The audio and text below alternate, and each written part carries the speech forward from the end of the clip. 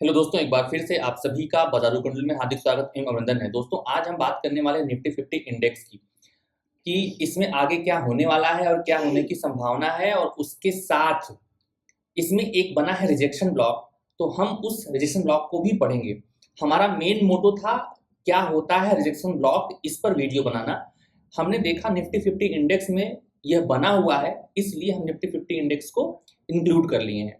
तो सबसे पहले हम लोग चलते हैं रिजेक्शन ब्लॉक क्या होता है ये पढ़ने के लिए। मान लेते हैं कि किसी टाइम फ्रेम पर हमारे पास ऐसा कोई डबल बॉटम पैटर्न बना हुआ था, इक्वल लोज आप कह सकते हैं। इस इक्वल लोज को या किसी कैंडल की लिक्विडिटी को हंट करके एक बहुत ही अच्छा सा कैंडल बन जाए, ठीक है, और क्या अगला जो कैंडल हो इसके हाई के ऊपर क्लोज हो जाए, अगला जो कैंडल हो इसके हाई के ऊपर क्लोज हो जाए, और इस रीजन में इस कैंडल की दूसरे वाले कैंडल की कोई भी विक ना आए, तो इसका मतलब है ये बिल्कुल क्लीन पड़ा हो, ठीक है ना। तो जब भी मार्केट दोबारा वापस यहाँ लौट करके आती है इस रीजन में, तो यहाँ से हमें ऊपर के साइड में बाइंग साइड का अगर है तो बाइंग साइड में इसी की वजह से रिजेक्शन होता है। क्यों ऐसा होता है? क्योंकि जो ये वीक है, अगर ये वीक मान लेते हैं डेली टाइम फ्रेम पर आप देख रहे हैं, अगर ये वीक आप देख रहे हैं डेली टाइम फ्रेम पर, तो इसका मतलब है कि अगर हम एक टाइम फ्रेम और छोटा करेंगे, 3 आवर्स पे जाएंगे, ठीक है, या 1 आवर्स पर जाएंगे या 2 आवर्स पर जाएंगे, तो यहाँ पर यह मैनिपुलेशन हुआ है, मतलब यहाँ पर ट्रैपिंग करी गई है। अगर यहाँ पर ट्रैपिंग करी गई है तो यह जो वीक है वो साफ साफ यह इंडिकेट करता है किसी ने जानबूझ करके इस लिक्विडिटी को हंट किया है। जिसने जिसने जानबूझ करके इस लिक्विडिटी को हंट किया और मार्केट को ऊपर ले गया, इसका मतलब है कि ये साफ साफ बता रहा है कि यहाँ पर बड़ा पैसा शामिल था। अब बड़ा पैसा अगर यहाँ शामिल था तो यह कई लोगों की निगाह में आ जाती है एरिया, इसीलिए यहाँ पर पेंडिंग ऑर्डर जो पहले जो बिग मनी के थे वो तो यहाँ पर थे ही, उसके साथ साथ यहाँ पर ऑलरेडी जो नए बायर्स थे जो वेट कर रहे थे अपॉर्चुनिटी का, उनका भी यहाँ पर इंटरेस्ट जग जाता है। और जब यहाँ पर कोई सेलर आता है धीरे धीरे सेलिंग करते हुए, तो यह देखता है कि यह एक अच्छा सा ट्रैपिंग एरिया है, तो वह भी क्या करता है अपने प्रॉफिट बुकिंग को यहीं पर सेट कर देता है। तो कई मतलब मेनली अगर हम देखें तो 3 लोग मिल करके इस एरिया पर प्रेशर जनरेट करते हैं, जिसकी वजह से हमें एक बार बाउंस देखने को मिलता है। तो चलिए देखते हैं कि यह जो रिजेक्शन ब्लॉक है जिसके बारे में हम बात कर रहे हैं वो कहाँ बना हुआ है। तो आगे बढ़ने से पहले मैं आपको बता दूं कि यह बाइंग साइड का है, तो बाइंग साइड के लिए काम करेगा। इसी प्रकार अगर सेल साइड का होगा तो सेल साइड के लिए काम करेगा। बशर्ते हमें ध्यान रखना पड़ेगा कि जो यह एरिया है वीक वाली, यह क्लीन होनी चाहिए, इस सेकेंड कैंडल से वह अनटच्ड होनी चाहिए, तो बहुत अच्छा काम करेगा। ऐसा नहीं है कि अगर टच होगा तो काम नहीं करेगा, लेकिन वो हमारे लिए वो डाउटफुल सीन हो जाएगा, फिर हमें किसी और एक्स्ट्रा फर्दर कंफर्मेशन की जरूरत पड़ेगी, तभी हम उस ट्रेड की में एंट्री ले सकते हैं, ठीक है। इसलिए हमें थोड़ा सा इसको अवॉइड करना चाहिए कि ये जो एरिया हो वह अनमिटिगेटेड हो, मतलब यहाँ पर कोई भी दूसरे कैंडल की वीक ना आई हो। चलिए देखते हैं ये कहाँ बना हुआ है।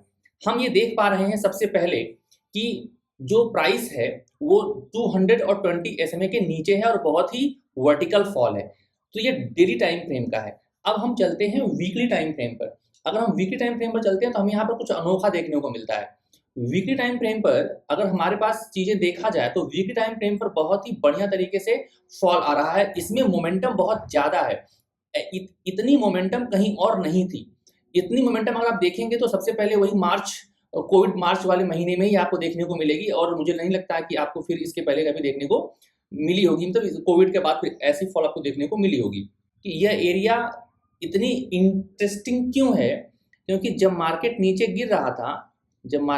गिर रहा था तो गिरने के साथ अगर देखा जाए तो ये यहाँ गया 20 SMA से टकराया, उसके बाद फिर से एक नया लो बनाया, उसने क्या किया, फिर से सबका जो यहाँ पर हाई था जिसके ऊपर सबका एसएल था उसको तोड़ता हुआ मार्केट धीरे धीरे स्टर्न करता हुआ आगे निकल गया। अब मार्केट क्या है, इसी एरिया में है।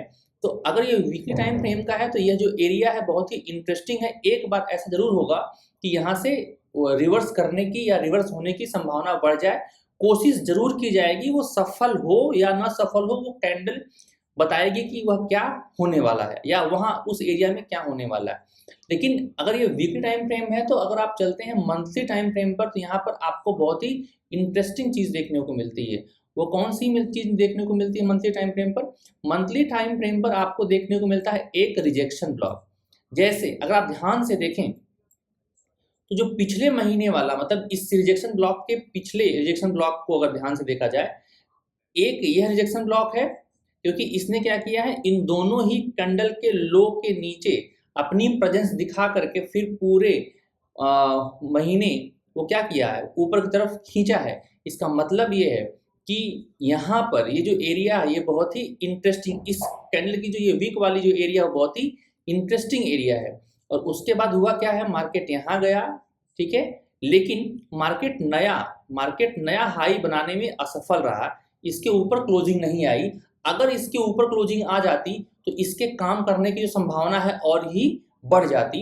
जैसे अगर आप देखेंगे यहाँ जो रिजेक्शन ब्लॉक बना हुआ था, इस रिजेक्शन ब्लॉक ने एक नया हाई बनाया था। अगर आप ध्यान से देखें तो एक नया हाई बनाया था, इसकी वजह से क्या हुआ था ये आपको देखने को मिलेगा चार्ट पर, ठीक है ना। तो ये अपने ऑल टाइम हाई को बनाने के लिए जिम्मेदार था।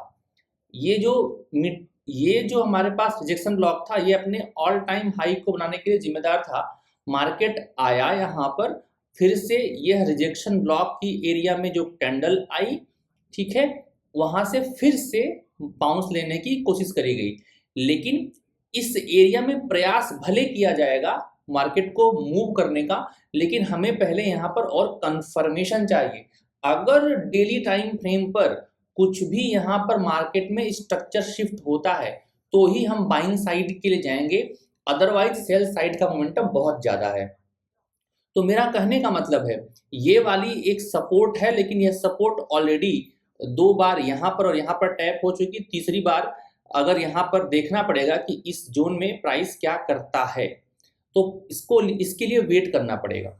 लेकिन अगर मान लेते हैं कि ये जो ये वाली एरिया है, ठीक है, जो ये वाली एरिया है ये प्राइस होल्ड नहीं कर पाया, तो क्या होल्ड करेगा? अब आ जाइए 3 महीने पर। अगर आप 3 मंथ पर आते हैं, 3 मंथ के कैंडल पर आते हैं, 3 महीने में यहाँ पर आपको एक एफवीजी मिलती है।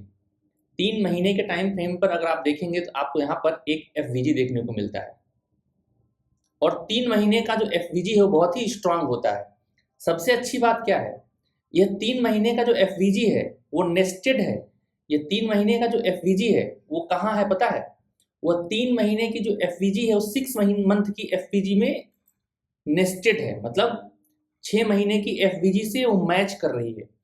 इसका मतलब है जब भी अगर प्राइस ये वाले जोन को अगर जोन प्राइस को नहीं रोक पाया तो अगला जो हमारे पास प्राइस को संभालने की जो क्षमता होगी वो इस एरिया के पास होगी, ठीक है। तो इसलिए हमें अभी बहुत ही जल्दी निफ्टी पर बुलिश नहीं हो जाना चाहिए, ठीक है, क्योंकि मार्केट में मोमेंटम बहुत ज़्यादा है। लेकिन रिजेक्शन ब्लॉक होने के नाते मार्केट एक बार यहाँ से कुछ दिन के लिए घूमने की कोशिश जरूर करेगा, लेकिन अब ये 220 SMA के नीचे मार्केट आ चुका है, तो मुझे नहीं लगता कि ये वाला जोन ये रोक पाएगा इसको बहुत देर तक। अगर बहुत देर तक रोकना होगा तो ये वाला जोन जो है रोक पाएगा, और आगे जैसे कैंडल बनेगी हमारे थॉट और हमारी जो विचार हैं वो बदल जाएंगे। आई होप इतनी बात सबको समझ में आई होगी। ये फ्यूचर के एनालिसिस है, देखते हैं वो कहाँ तक होल्ड कर पाती है। जय हिंद, जय भारत।